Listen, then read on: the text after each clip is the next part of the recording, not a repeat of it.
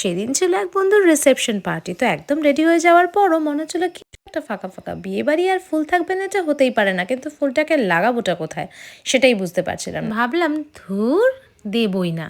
তারপরে হঠাৎ করে দুটো জিনিসের দিকে চোখ পড়লো।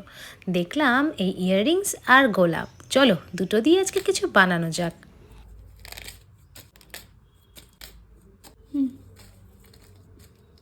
আর হ্যাঁ, তোমাদের কাছে এই রকম একটা রিং থাকলেই তোমরা তৈরি করে নিতে পারবে এত সুন্দর একটা অ্যাক্সেসরিজ। কিন্তু হাই কপাল, রিংটা গেল আমার খারাপ হয়ে, আর পরা যাবে না ওটা। তো একের পর একটা পাপড়ি এইভাবে আমি বসিয়ে বসিয়ে একটা লম্বা লাইন করে ফেললাম। তোমরা চাইলে আরও অনেক অন্য রকমের ফ্লাওয়ারের মধ্যে অ্যাড করতে পারো।